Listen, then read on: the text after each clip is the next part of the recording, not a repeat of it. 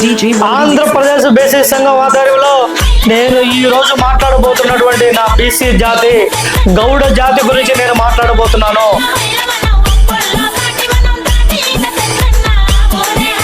చరిత్ర కలిగినటువంటి కులం గౌడ జాతి, పౌరుషం కలిగినటువంటి కులం గౌడ జాతి, ఆత్మ గౌరవానికి ప్రత్యేక నీతి నిజాయితీలకు మారిపోయారు నా గౌడ కులస్తులు అని చెప్పేసి ఈ సందర్భంగా తెలియజేస్తున్నాను.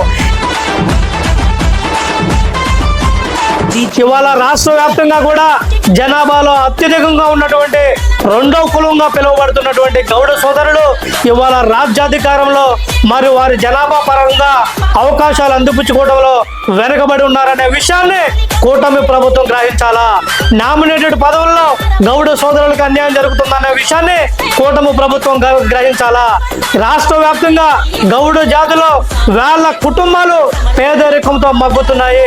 వేలాది మంది విద్యార్థులు విద్యకు దూరం అవుతున్నాయి.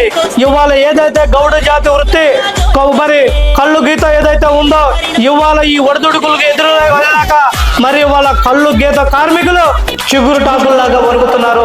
ఇటువంటి పరిస్థితుల్లో మరి ఇవాళ ఏదైతే గౌడ జాతికి దక్కాల్సినటువంటి ఫలాలు ఇవాళ కూటమి ప్రభుత్వం దృష్టి సారించి గౌడ జాతికి ఆర్థిక భరోసా కల్పించాలా.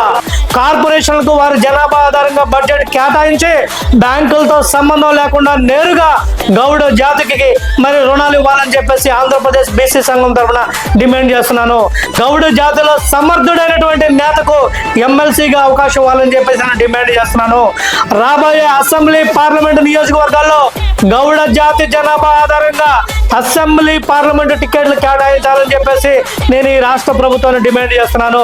అతి త్వరలోనే ఆంధ్రప్రదేశ్ బీసీ సంఘం ఆధ్వర్యంలో రాష్ట్ర వ్యాప్తంగా ఉన్నటువంటి మా గౌడ సోదరులను కలవబోతున్నాం. వారు ఎదుర్కొంటున్నటువంటి వారు జీవిస్తున్నటువంటి జీవన ప్రమాణ స్థాయి వారి జీవన స్థితిగతులను ఈ రాష్ట్ర ప్రభుత్వానికి తెలియజేయబోతున్నామని చెప్పేసి తెలియజేస్తున్నాం.